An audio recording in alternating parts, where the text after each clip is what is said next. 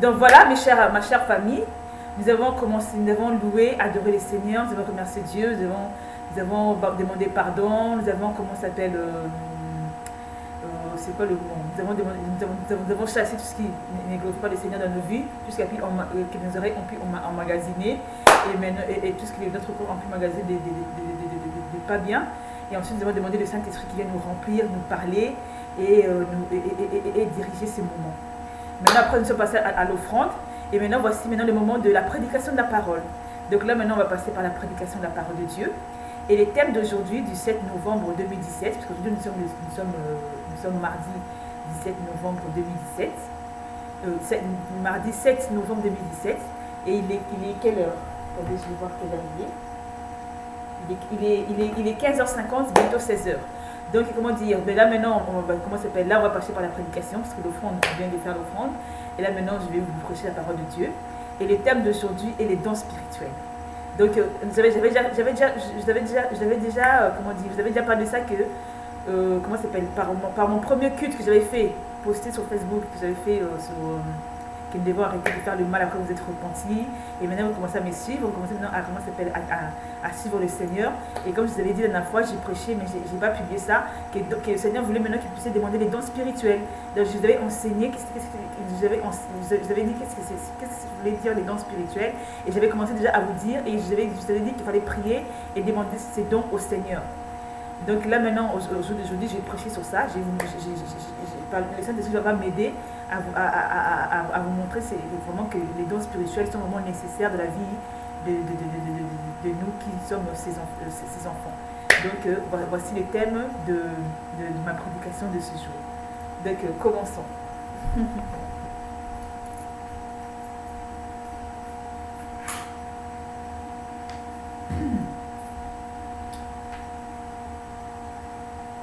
Donc, je vais vous parler des dons spirituels. Donc, les dons spirituels, c'est quoi? Attendez, je vais prendre un peu ma Bible. Et je vais enlever quelques feuilles dedans pour bien commencer et être bien efficace par rapport à la parole que Dieu nous apporte. Donc, les dons spirituels. Les dons sont des capacités qui nous sont données par le Saint-Esprit afin d'accomplir la volonté de Dieu. Ils ne sont pas pour notre édification personnelle, mais pour l'édification du corps de Christ. Donc en fait, la référence des dons spirituels, c'est 1 Corinthiens 12. Si vous lisez chez vous, parce qu'en fait, moi en même temps, je vais prêcher et je vais je vous donnerai aussi des versets, des chapitres que vous allez lire qui vont accompagner tout ce que je vais vous dire. Donc comment ça s'appelle? Ils ne sont pas pour notre édification personnelle, mais pour l'édification du corps de Christ. Lorsqu'en fait, comme je l'ai dit que, comment ça s'appelle, vous êtes repentis, vous avez demandé des choses, maintenant vous voulez suivre le Seigneur, maintenant vous avez besoin de dons spirituels, parce que c'est avec les dons spirituels que nous pouvons opérer des miracles, nous pouvons bien suivre le Seigneur, et puis bien comprendre les choses de Dieu. Parce qu'en fait, l'histoire de Dieu, il dit que ce n'est pas par notre propre force, ou bien ce n'est pas par nous-mêmes que nous le connaissons, mais c'est par son esprit, et c'est lui qui nous a choisis, c'est lui qui fait que nous sommes devenus enfants de Dieu. Donc nous avons besoin de ces dons-là pour pouvoir bien suivre le Seigneur et marcher dans les voies de Dieu et opérer des miracles dans l'Église. Là, je vais vous lire 1 Corinthiens 12, verset 7, comme ça va accompagner ce que je viens de vous dire. Donc 1 Corinthiens 12, verset 7. Que le Seigneur a vu que maintenant on est devenus des enfants de Dieu, on a arrêté de faire le mal, donc on a maintenant besoin de ça.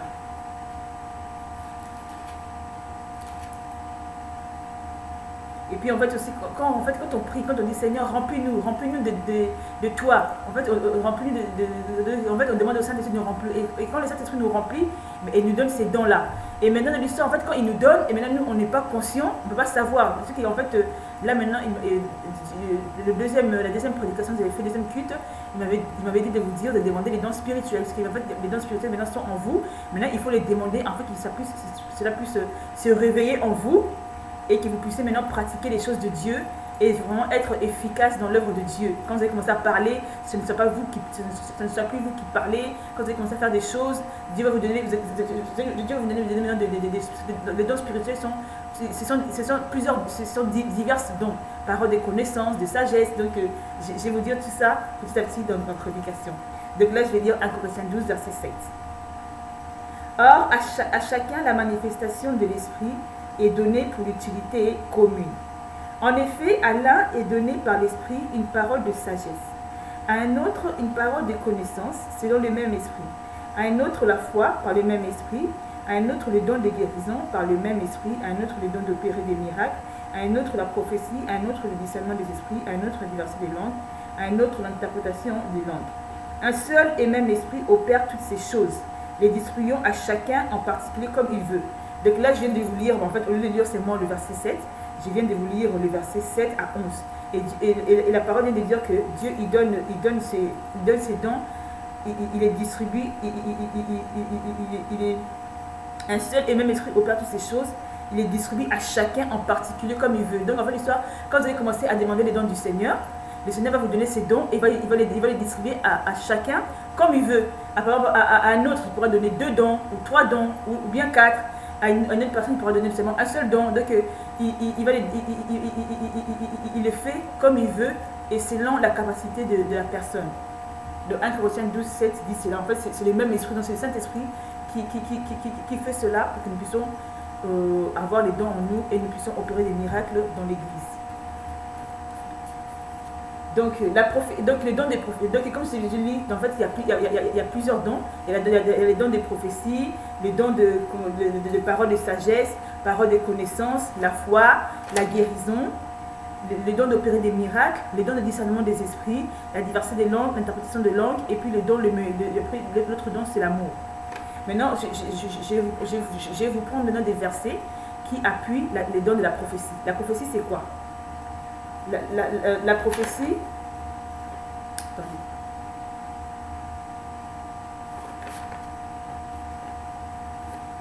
évidemment j'avais écrit ça, la prophétie.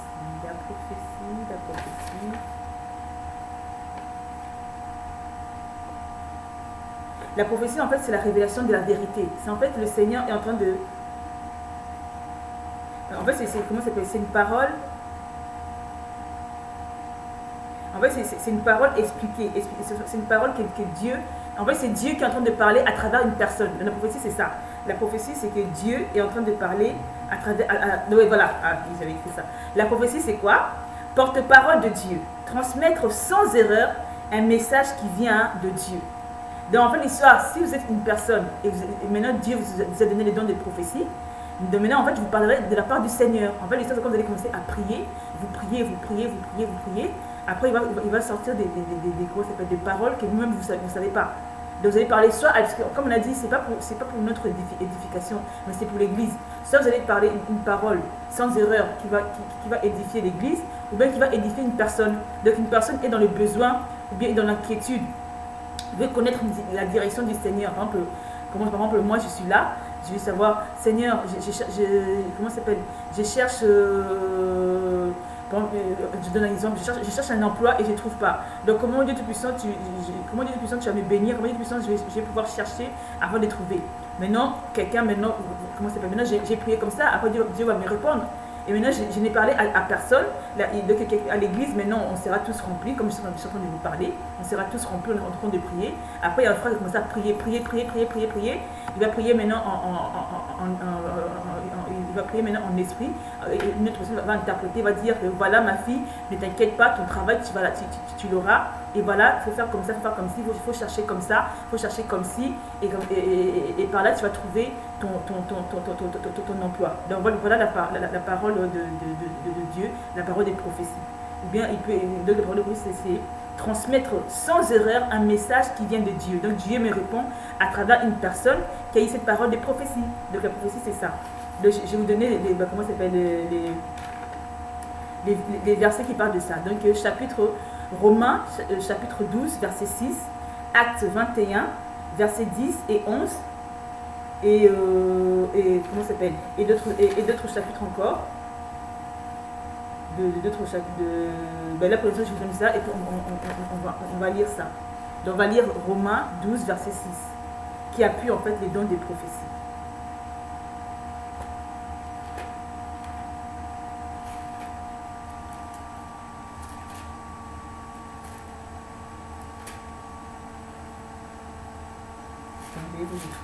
Je vais trouver.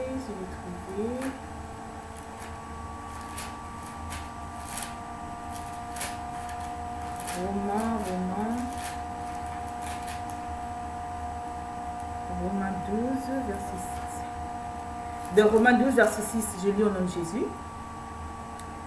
Puisque nous avons des dons différents, selon la grâce qui nous a été accordée, que celui qui a les dons de prophétie les exerce selon l'analogie de la foi.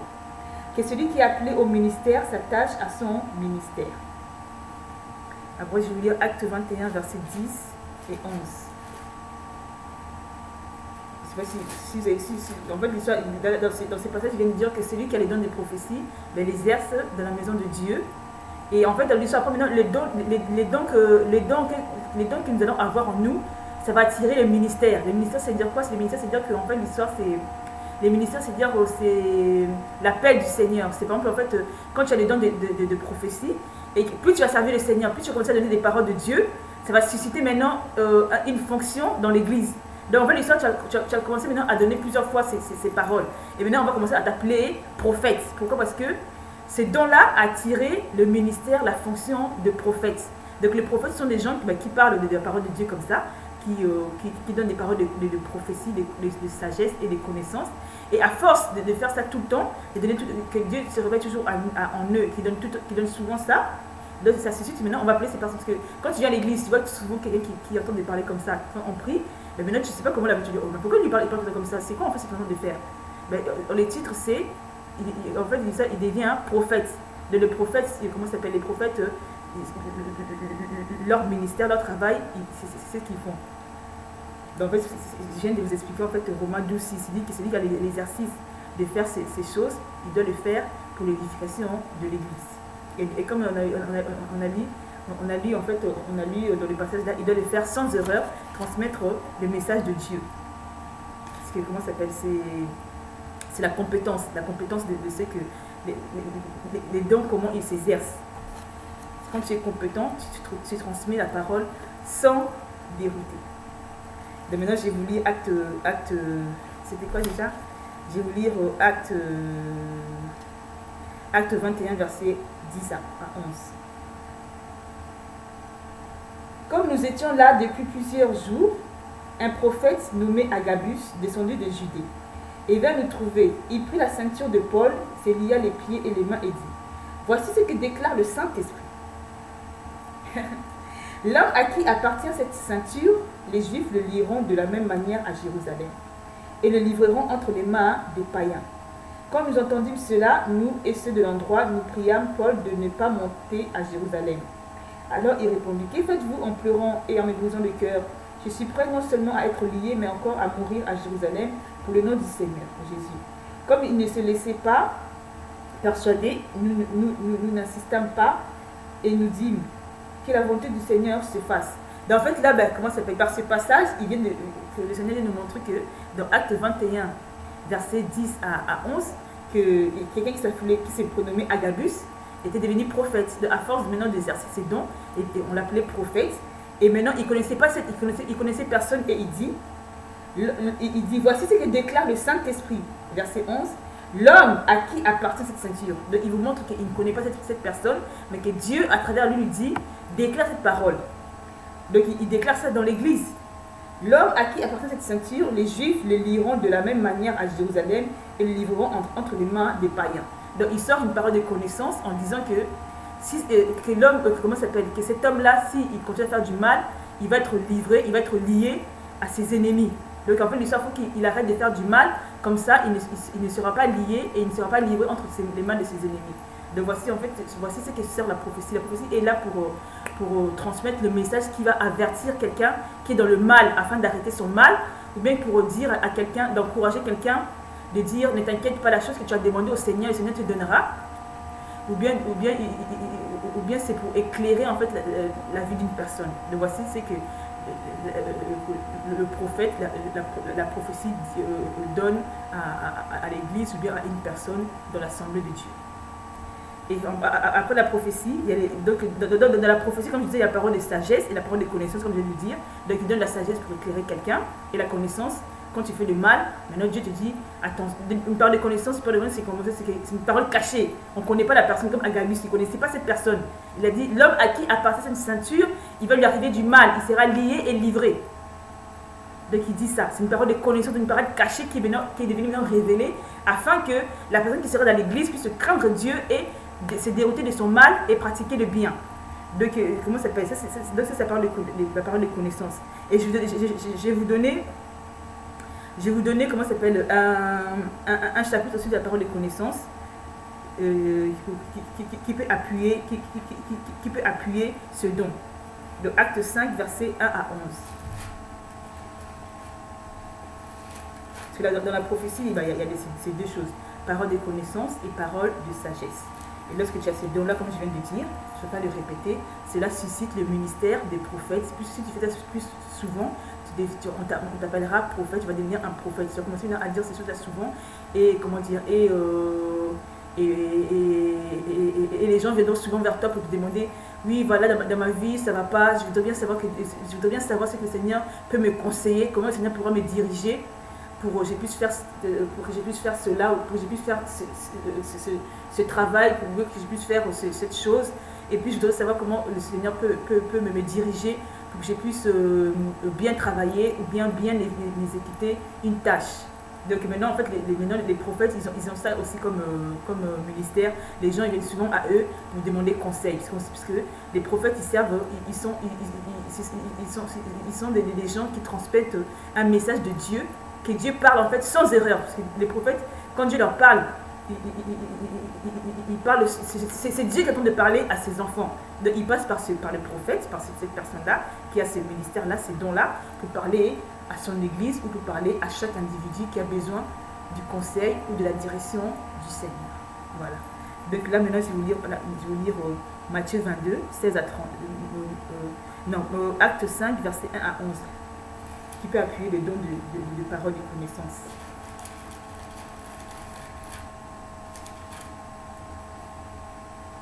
Donc je lis au nom de Jésus.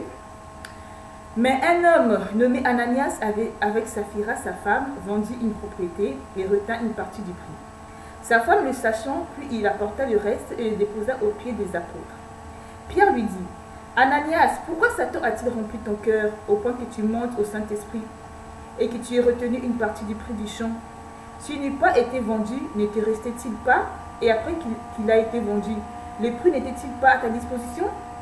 Comment as-tu pu mettre en ton cœur un pareil dessein? Ce n'est pas à des hommes que tu as menti, mais à Dieu. Ananias, entendant ces paroles, tomba et expira. Une grande crainte saisit tous les auditeurs. Je relis encore. Mais un homme nommé Ananias, avec sa femme Saphira, vendit une propriété et retint une partie du prix. Sa femme le sachant, puis il apporta le reste et le déposa aux pieds des apôtres. Pierre lui dit, donc en fait l'histoire c'est un couple qui avaient vendu leurs biens et maintenant ils sont partis à l'église pour déposer maintenant les offrandes aux pieds des serviteurs de Dieu. Et maintenant Pierre maintenant qui avait le don de prophétie, qui était un prophète, en même temps aussi il était aussi apôtre, le Seigneur vient de lui parler, de la parole de connaissance que ces deux personnes-là viennent de déposer leurs offrandes, mais ils n'ont pas tout donné. Ils sont en train de vous mentir, ils n'ont pas tout donné et s'ils ne donnent pas tout, il va leur risquer du mal, il risque de mourir. Donc maintenant, Dieu maintenant va parler à Pierre, et maintenant Pierre ne connaissait pas Ananias et Saphira. Maintenant, il va dire à Ananias et Saphira, voilà, vous êtes venus maintenant donner l'offrande à Dieu, mais vous n'avez pas tout donné. Et si vous venez, vous ne repartez pas chez vous, reprendre ce qui reste, et vous ne venez pas donner tout, vous risquez de mourir. Donc ça, c'est la parole de connaissance. Donc le Seigneur vient révéler cela. Si maintenant, eux, ils ne pratiquent pas cela, ils risquent la mort. Et maintenant, plus loin, Ananias va avoir peur et sera saisi de frayeur et va craindre Dieu. Comment cet homme-là ne me connaît pas et c'est ce qu'on a fait. Donc il va dire, oh franchement c'est Dieu qui est en train de parler à travers lui parce qu'on ne connaît pas ces gens. Comment ils peuvent savoir ce qu'on a fait, ce qu'on en a pu cacher. Donc c'est-à-dire que c'est Dieu qui est en train de parler à travers eux. Donc ils ont saisi de crainte, ils vont maintenant craindre Dieu et je vais vous lire la suite. Pierre lui dit, Ananias, pourquoi Satan a-t-il rempli ton cœur au point que tu montes au Saint-Esprit et que tu aies retenu une partie du prix du champ? Donc, comme je vous ai expliqué. S'il n'eût pas été vendu, ne te restait-il pas? Et après qu'il a été vendu, le prix n'était-il pas à ta disposition? Comment as-tu pu mettre en ton cœur un pareil dessein? Ce n'est pas à des hommes que tu as menti, mais à Dieu. Ananias, entendant ces paroles, tomba et expira. Une grande crainte saisit tous les auditeurs. Les jeunes gens s'étant levés, l'enveloppèrent, l'emportèrent et l'ensevelirent. Environ 3 heures plus tard, sa femme entra sans savoir ce qui était arrivé. Pierre lui adressa la parole. « Dis-moi, est-ce à tel prix que vous avez vendu le champ ?» « Oui, répondit-elle, c'est à ce prix-là. » Alors Pierre lui dit, « Comment vous avez-vous accordé pour tenter l'Esprit du Seigneur? Voici ceux qui ont enseveli ton mari sont à la porte. » Donc en fait, l'histoire maintenant, comment s'appelle, Ananias, il n'a pas pu repartir chez lui pour reprendre ce qu'il avait caché. Donc il tomba et puis il mourra. Et sa femme vient, elle aussi, sa femme s'appelle Saphira, elle aussi, elle vient pour donner une offrande. Et Pierre lui dit encore, et elle ne savait pas ce qui s'était passé avec son mari. Et Pierre lui dit, est-ce que c'est tout ce que tu as vendu? Et est-ce que c'est l'argent que tu as là, cet argent, c'est tout ce que tu as emporté de ta vente? Elle dit oui. Après, Pierre lui dit, mais non, tu es en train de mentir, parce que le Seigneur nous montre que c'est pas ça. Et on va lire la suite, comme ça. Vous verrez ce que le Seigneur dit. Ananias, entendant ces paroles, tomba, environ 3 heures plus tard, sa femme entra sans savoir ce qui était arrivé. Pierre lui adressa la parole, dis-moi, est-ce à quel prix que oui, répondit-elle, c'est à ce prix-là que nous avons vendu le champ. Alors Pierre lui dit, comment vous êtes-vous accordé pour tenter l'Esprit du Seigneur? Voici ceux qui ont enseveli ton mari sont à la porte, et ils t'emporteront. Au même instant, elle tomba aux pieds de l'apôtre et expira. Les jeunes gens étant entrés, la trouvèrent morte. Ils l'emportèrent et l'ensevelirent auprès de son mari. Une grande crainte s'empara de toute l'assemblée et de tous ceux qui apprirent ces choses. Donc en fait, l'histoire, Ananias et Saphira, pourquoi ils sont morts? Parce que ils se sont entêtés dans leur mensonge. Au lieu de repartir, au lieu de dire non, ce n'est pas à ce prix-là que nous avons vendu, mais c'est à notre prix et nous avons laissé l'argent chez nous. Maintenant, ils ont dit que c'est à ce prix-là que nous avons vendu. Il n'y a que ça. Et maintenant, après les apôtres, les serviteurs de Dieu qui ne les connaissent pas, ils ont vu qu'ils sont en train de mentir. Et puis, comme on ne peut pas mentir à Dieu et on ne peut pas, s'entêter dans le mensonge, Dieu les tua, ils sont morts. Et puis maintenant, dans l'assemblée, les gens ils sont saisis de crainte. Et puis, ils sont partis les enterrer. Donc voilà la part de connaissance. Donc ça veut dire qu'il ne faut pas mentir à Dieu. Quand on vient devant le Seigneur, il ne faut pas lui mentir. Il vaut mieux lui dire la vérité parce qu'on ne sait pas ce qui peut nous arriver.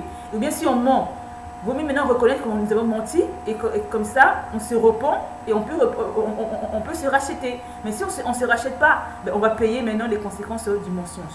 Donc voilà ce que Dieu a révélé à ses serviteurs et dans l'assemblée de Dieu.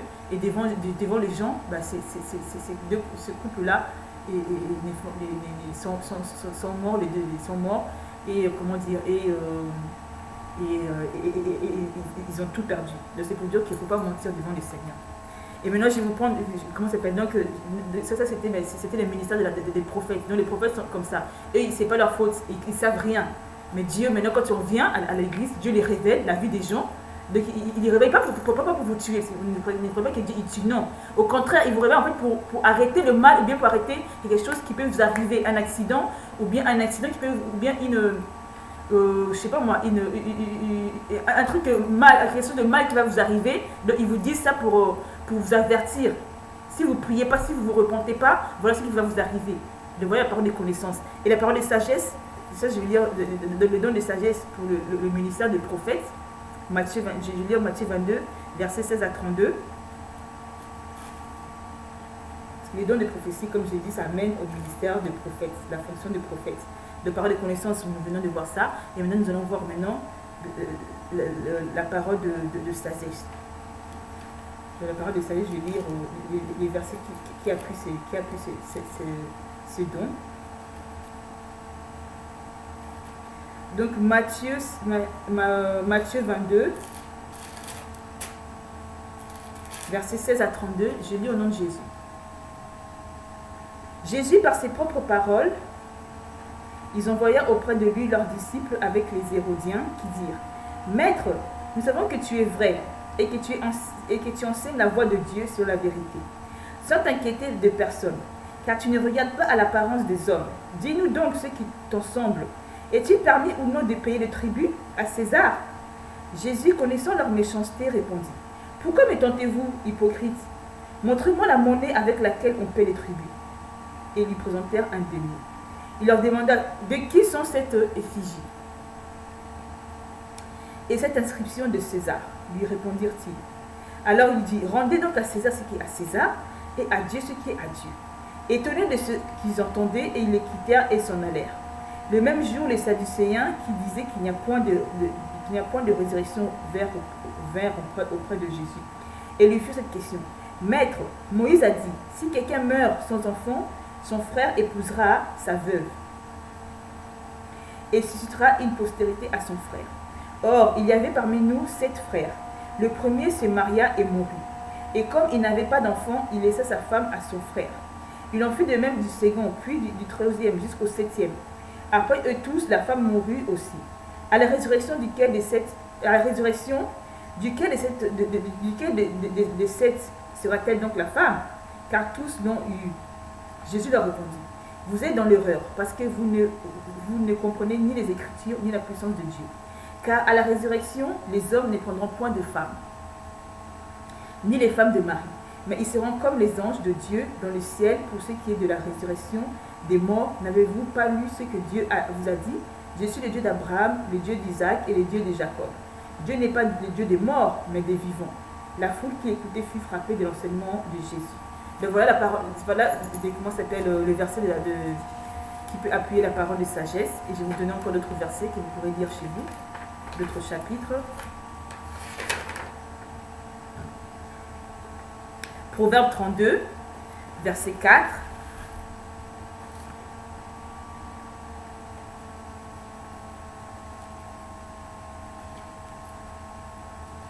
Donc là, aujourd'hui, c'est moi, je me suis appuyée sur, comment dire, là, moi, comme le temps passe, j'ai parlé du ministère des prophètes. Ensuite, je parlerai un peu du ministère des apôtres. Ensuite, après, je vous lirai tout ce que j'ai écrit. Comme ça, vous pourrez étudier cela, vous pourrez lire cela, vous pourrez méditer cela chez vous. Et vous pourrez bien vous imprégner des versets, des chapitres et prier pour que vous puissiez connaître votre don et pour que vous puissiez vraiment être des serviteurs, des servantes efficaces pour l'œuvre de Dieu. Donc vous puissiez vraiment que les dons spirituels puissent se développer en vous. Et comme je dis, à travers quand vous avez des dons spirituels suscitent le ministère. Donc quand vous aurez les dons, vous allez commencer à manifester les dons tous les jours. C'est comment découvrir le don. Tout enfant de Dieu a un ou plusieurs dons spirituels. 1 Pierre 4, 10. Vous pouvez lire ça. Le meilleur moyen de les découvrir est de s'engager dans son assemblée locale et de faire ce qu'il y a à faire. Donc, comment vous pouvez découvrir quel don vous avez? À force d'être dans l'assemblée locale, comme vous avez prêché, arrêtons de faire le mal, suivons Dieu et nous devons aspirer maintenant à faire d'autres choses. Il y a beaucoup de choses à faire dans le Seigneur. Nous ne devons pas arrêter seulement dans des bêtises. Maintenant, Dieu a dit que vous vous êtes repentis. Maintenant, vous voulez le suivre, vous les craignez. Maintenant, comme vous les craignez, maintenant, comme la dernière fois, je vous ai dit, n'oubliez pas de prier et d'aller à l'église. Donc maintenant, maintenant vous avez trouvé une église, une assemblée locale, vous allez commencer maintenant à servir Dieu. Donc il faut faire tout. Maintenant, commencer maintenant à avoir une tâche, une tâche à faire dans l'œuvre de Dieu. Donc vous allez maintenant savoir, quand vous allez partir dans l'assemblée de Dieu. Si maintenant il y en a qui ne connaissent pas en fait c'est quoi l'assemblée de Dieu. L'assemblée de Dieu c'est l'église. Quand vous allez partir là-bas, vous allez découvrir qu'il y a beaucoup de gens qui prient et ils font des choses. C'est comme dans une entreprise, on travaille, on a des choses à faire. Donc, vous allez voir qu'il y en a qui sont en train de chanter, il y en a qui sont en train de jouer des instruments, il y en a qui sont en train de ranger les chaises. Donc, il y a plusieurs choses à faire. Il y en a qui sont en train de balayer, il y en a qui sont en train de prêcher la parole de Dieu, de apporter la parole de Dieu. Après, maintenant, vous allez voir, mais ils sont en train de faire ça, ils sont en train de faire ça. Moi aussi, j'ai envie de faire quelque chose aussi. Moi aussi j'ai envie de faire quelque chose pour le Seigneur, ou bien moi aussi, j'ai envie d'être utile. De maintenant, comment ça va se dire, maintenant, à force de regarder, de voir comment ils sont en train de faire, ou bien si vous voyez quelqu'un en train de chanter, dites, ah, mais ils chantent bien, et ça me plaît en fait le fait de les chanter là. Je me peut-être que moi aussi, et si maintenant, à force de, ça puisse vous plaire, si maintenant vous voulez entrer dedans, vous pourrez aussi être dedans. Donc vous pourrez maintenant commencer à chanter, ou bien comment ça s'appelle, ou bien si vous voyez quelqu'un en train de prêcher, oh tiens, c'est vrai en train de prêcher. Oh, mais franchement, j'aimais comment il apporte la parole. Ce qu'il est en train de nous dire, c'est bien. C'est en train de m'édifier, de me donner la paix, de me donner vraiment la restauration, l'amour et tout. Je me demande comment il fait. Mais ça, tout ça, c'est un don. Le don des prédications. C'est les dons d'enseigner. L'enseignement, c'est plus les docteurs qui ont ça. L'enseignement, c'est enseigner l'église. Tu enseignes l'église. Et en même temps, c'est un don de parole. L'enseignement, c'est tu expliques la parole de Dieu. Comme là, c'est ce que je suis en train de vous faire, je suis en train de vous expliquer, en vous exhortant, pas en vous enseignant, parce que je ne suis pas un docteur, mais en vous exhortant que Dieu m'a dit de vous dire ça, Dieu m'a dit de faire ça. Mais tu expliques maintenant la parole de Dieu. Donc si maintenant vous partez, vous dites, oh, mais je vois comment ils sont en train de faire des choses, et si maintenant vous aussi, ça vous suscite quelque part, donc, comment ça s'appelle? Il ne faut pas, donc vous pouvez faire quelque chose dans l'église, vous allez commencer à faire quelque chose dans l'église, soit à prêcher, non, soit à prêcher, non, vous n'allez pas commencer à prêcher tout de suite, prêcher, c'est vraiment, en fait, c'est un ministère puissant, et c'est pas donné à n'importe qui, puisque tu expliques la parole de Dieu, et puis en même temps aussi tu encadres un peuple, ça c'est, vous ne pouvez pas faire ça tout de suite, mais vous allez commencer par exemple, à ranger les chaises, à chanter, comment dire, dans des réunions, vous pouvez comment ça s'appelle, c'est quoi le mot, quand vous êtes dans une réunion, vous pouvez intervenir. Donc vous allez commencer à faire des choses vous allez commencer à faire des choses dans l'œuvre de Dieu. Et plus vous allez commencer à faire des choses là, et plus tout le temps vous partez dans l'assemblée de Dieu, ça commence à développer les dons qui sont en vous. De maintenant, à force maintenant que les dons vont commencer à se développer en vous, vous allez voir que vous avez peut-être les dons des prophéties, les dons d'évangélisation, les dons des paroles de connaissance, de sagesse, ou de guérison, ou de période des miracles. Tout ça, je vais vous expliquer cela. Et une fois que vous aurez cela, vous allez commencer à pratiquer cela, vous allez commencer à grandir, vous allez commencer vraiment, à suivre Dieu, à être maintenant des gens efficaces. Après, un jour, Dieu va vous appeler serviteur de Dieu, servant de Dieu, et ça va continuer, vous allez commencer à grandir, à devenir des responsables, à s'occuper d'un groupe, à s'occuper des enfants de Dieu. Et un jour maintenant, à force de faire ça, un jour, Dieu va vous dire, voilà, vous devenez pasteur, donc vous pourrez maintenant prêcher la parole de Dieu, donc expliquer maintenant la parole de Dieu, parce que tellement que Dieu vous a rempli, tellement que vous avez vécu beaucoup d'expériences dans l'assemblée de Dieu, dans l'église, et que vous avez aussi intervenu plusieurs fois, vous avez prié plusieurs fois, vous avez parti voir des frères et sœurs, vous avez visité dans l'église, vous avez comment dire, vous parlez aux gens, donc vous êtes vraiment polyvalent à l'église, vous avez fait beaucoup de choses pour le Seigneur, et tous les jours chez vous, vous priez, vous êtes effleuré de la prière, vous demandez au Seigneur, remplis-moi de la prière, que je sois une femme de prière, un homme de prière. Donc Dieu est en train de vous remplir, c'est quand Dieu vous remplit de la prière, il vous remplit de la foi, il vous remplit de l'amour, il vous remplit de sa personne. Plus il va vous remplir, plus ça va faire que vous allez devenir maintenant, vous allez commencer maintenant à prêcher sans le savoir. Parce que pour prêcher, il faut d'abord être rempli beaucoup de Dieu, et beaucoup œuvrer dans l'œuvre du Seigneur, beaucoup faire des services, et beaucoup marcher dans les choses de Dieu. Et là maintenant le Seigneur va habiter en vous, et cela fera que vous allez commencer à prêcher, vous allez devenir maintenant un enseignant, un docteur ou bien un pasteur. Vous allez commencer maintenant à encadrer l'église, à encadrer les enfants de Dieu, et à prêcher la parole de Dieu. Vous allez commencer maintenant à faire ça. C'est quand vous arrivez à l'église, comme vous venez d'arriver, ne dites pas, oh j'ai envie de prêcher. Non, vous ne pourrez pas. Parce que vous ne savez pas comment faire ça, comment dire ça. C'est en vous. C'est quand vous allez développer. Vous allez être plusieurs fois, comme je vous ai dit, vous allez développer votre intimité avec le Seigneur. Vous allez faire beaucoup de choses avec le Seigneur. Dieu va vous dire, Dieu va tout le temps vous remplir. Vous parlez chez vous, vous partez chez vous, vous priez tous les jours, vous priez. Nuit et jour, vous priez. Le matin, vous réveillez, vous priez, vous mettez votre journée entre les mains de Dieu. Le soir, comment ça s'appelle, à midi, vous priez aussi. Donc des fois, en fait, le Saint-Esprit lui-même, il va vous pousser à prier. Le soir, avant de dormir, vous priez. Seigneur, je remets la nuit entre tes mains. Que tu puisses nous parler, que la nuit, nous puissions voir des sens qui viennent de toi. Que nous puissions vraiment, être protégés par toi, être veillés par toi. Que nous puissions vraiment recevoir des choses qui vont venir par toi, afin que demain, quand nous allons nous réveiller, que nous savons que notre journée va être une journée réussite, une journée bien. Et nous serons ce que nous allons faire. Donc, plus vous allez développer cela, plus vous serez tout le temps dans la présence de Dieu. Vous allez développer votre intimité avec le Seigneur. Dieu va vous remplir de lui. Il va vous remplir, vous remplir, vous remplir. Et vous lirez souvent la parole de Dieu. Il va vous remplir de sa parole. Et là, vous allez commencer maintenant à prêcher. Et c'est là que maintenant viendra le ministère de la prédication. Vous allez devenir des hommes, des femmes de ce ministère-là. Vous allez commencer maintenant à parler de Dieu, de l'assemblée du Seigneur. Donc, voilà le ministère de pasteur ou de docteur. Prophète, c'est pas dur, ou comment ça s'appelle, ou évangéliste, c'est pas trop dur. Mais vraiment pour être pasteur, il faut tout un processus. Donc voilà. Donc là maintenant, je sais plus ce que je devais vous lire. Ah oui, je devais vous lire Proverbe. C'était pour appuyer, je sais plus c'était pour appuyer quoi. Oui, c'était pour appuyer la parole de sagesse. Donc Proverbe 32, verset 4. Donc Proverbe 32. Proverbe 32. Non, c'est Proverbe 32. C'est Proverbe 32. Il n'existe pas de 32. C'est Proverbe 3, excuse-moi, parce que Proverbe 32 n'existe pas. Ça fait à 31. Donc, Proverbe 3.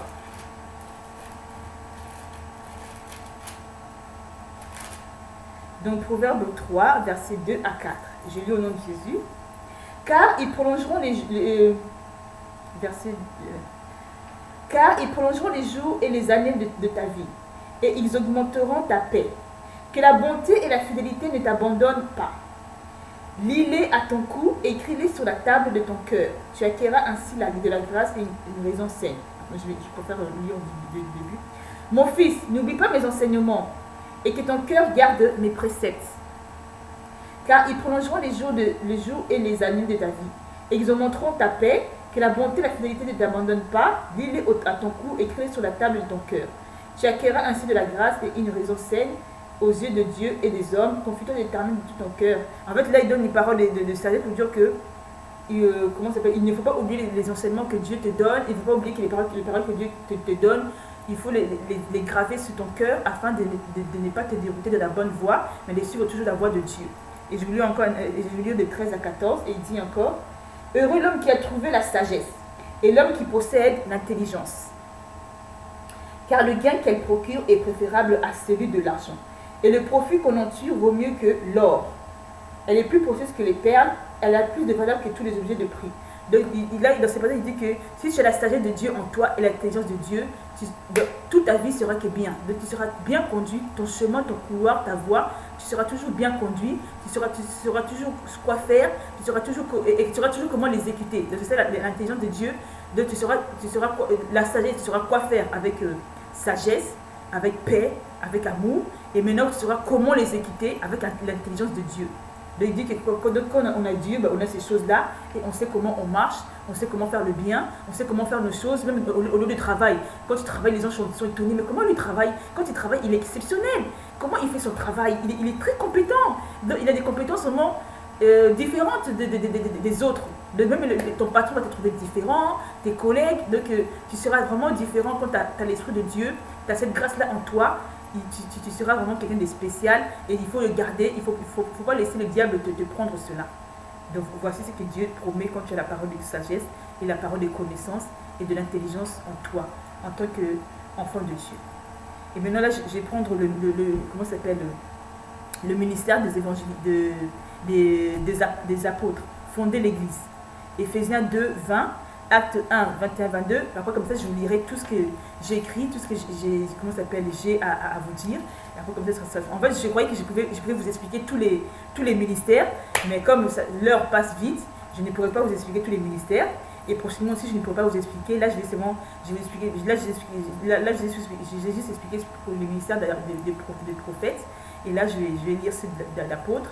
Après, comme je dis, je lirai tout, et chez vous, et là, je vais vous lire tout ce que j'ai écrit concernant les dons spirituels. Et comme je dis que les dons spirituels suscitent la fonction, le ministère. Et je vous expliquer les ministères, c'est quoi. Quand on a les dons spirituels, ça développe, après ça crée ces ministères-là. Dans les dons spirituels, paroles de connaissance et sagesse, ça suscite les ministères des prophètes. Et dans les apôtres, les dons, c'est de fonder l'église. Donc tu enseignes la parole de Dieu.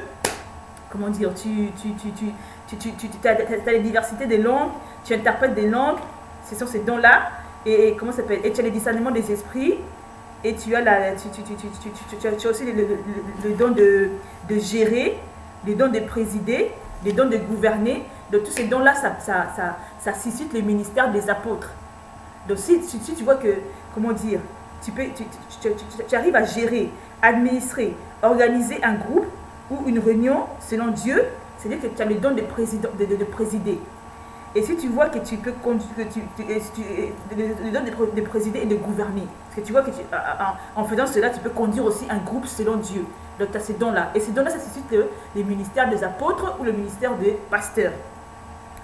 Et en même temps, en fait, dans ces dons-là, tu peux discerner les esprits qui sont dans les personnes. Tu peux en même temps, comment dire, avoir la gestion des personnes, ou la gestion des biens, ou la gestion des équipements. Donc tu peux faire cela selon les choses de Dieu, selon la sagesse et l'intelligence de Dieu. Donc, comme j'ai dit, les dons, ça suscite un ministère. Donc quand tu as tous ces dons-là, discernement des esprits, gouverner, présider, gérer, enseigner, fonder l'église, ça suscite le ministère. On va t'appeler maintenant, à force de faire cela, on va t'appeler maintenant apôtre. Parce qu'en fait, quand les dons s'installent en toi, ça développe, tu fais toutes ces choses-là, après maintenant que ton pasteur ou bien les gens qui sont des anciens à l'église, ils vont voir ça et dire, oh, mais ce frère-là, il fait vraiment beaucoup de choses. Voilà, depuis qu'il est chez nous, ça fait plusieurs années, il fait ça, il fait ceci. Maintenant, à force qu'il fasse cela, on discerne qu'il est appelé à être apôtre. Donc, ils vont commencer à t'appeler apôtre. Et puis maintenant, tu as exercé le ministère d'apôtre dans ton église. Tu as exercé ces dons-là qui suscitent le ministère d'apôtre. Après, un jour, ils vont te consacrer. Ils vont dire, voilà, on a vu cela, on a vu que tu as développé cela et que tu fais cela dans l'église.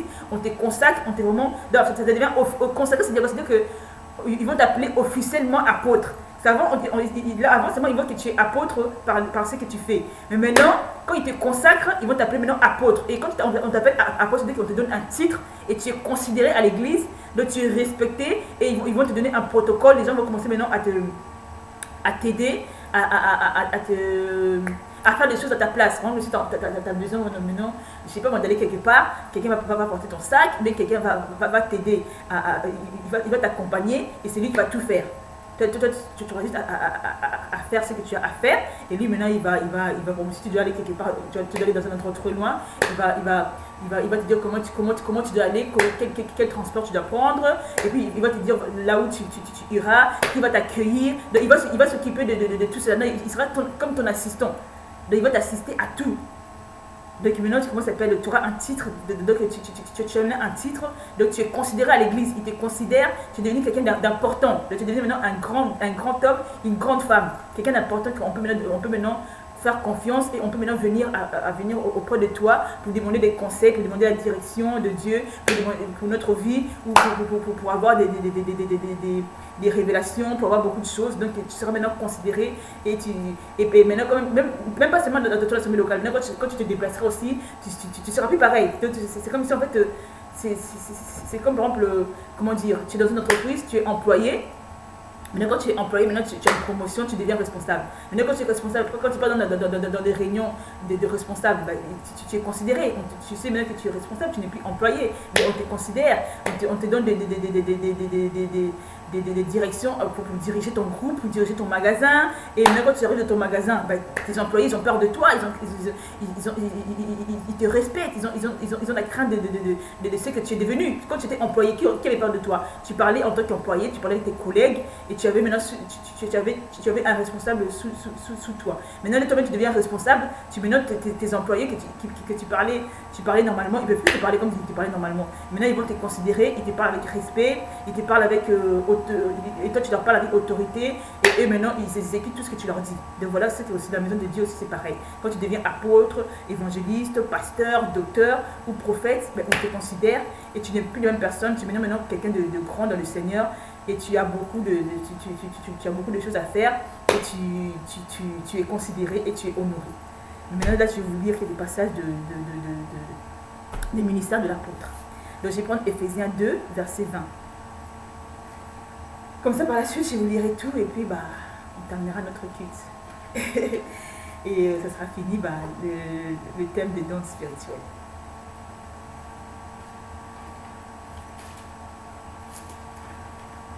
Éphésiens.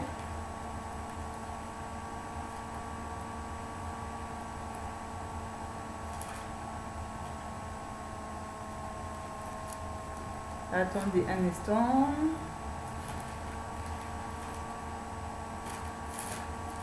Voilà, Éphésiens 2, verset 20. Je lis au nom de Jésus. Vous avez été édifiés sur le fondement des apôtres et des prophètes. Jésus-Christ lui-même étant la pierre angulaire, en lui tout l'édifice bien coordonné s'élève pour être un temple saint dans le Seigneur. En lui, vous êtes aussi édifiés pour être une habitation de Dieu dans l'Esprit. Je vais prendre notre passage. Hébreux 12, 4.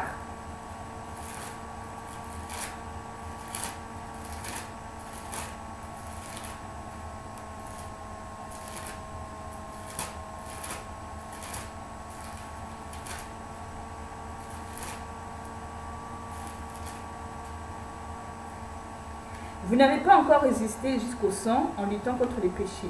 Et vous avez oublié les exhortations qui vous est adressées comme à des fils. Mon fils, ne méprise pas les châtiments du Seigneur. Et ne perds pas courage lorsqu'il te reprend, car le Seigneur châtie celui qui l'aime. Bon, ça ne vous pas tellement. Sinon, je vais lire Philippiens 1.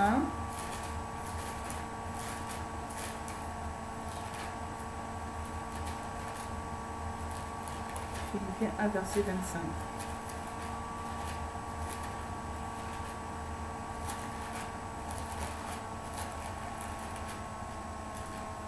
Philippiens 1, verset 25.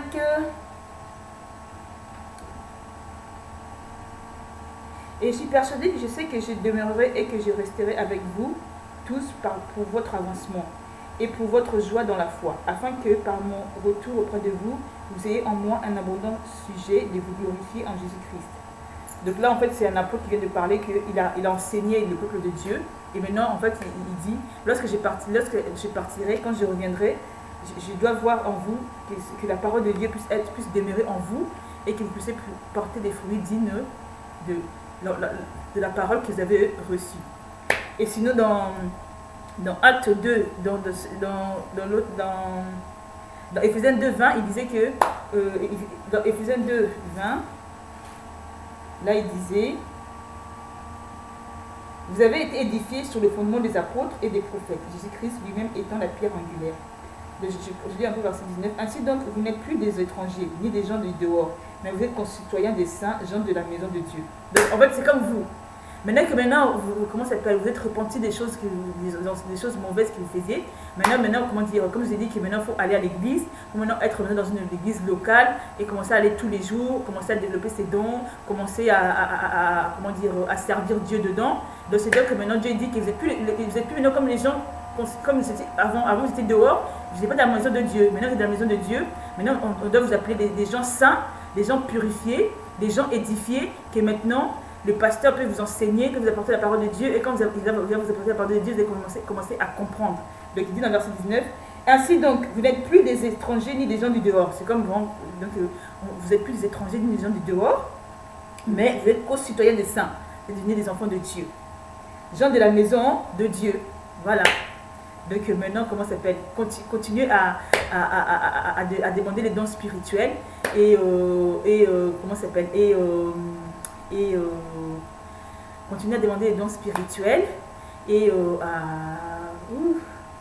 à prier pour que cela suscite un ministère en vous et que vous puissiez maintenant donner des paroles de sagesse, de connaissances et vous allez aussi manifester d'autres dons de discernement des esprits, de guérison, d'opérer des miracles, de parler de plusieurs langues. Vous allez faire plusieurs choses dans l'œuvre de Dieu. Donc demandez ces choses et continuez à prier et Dieu fera des grandes choses avec vous. Sinon, comment ça peut être dans ma prochaine vidéo, là je pourrais vous lire tout. Mais là je préfère finir là, parce que là l'heure a avancé. Comme ça, la prochaine vidéo, je vous lirai tout ce que j'ai écrit et ça sera vraiment édifiant pour vous. Et n'oubliez pas, suivez ça. Donc je vous laisse.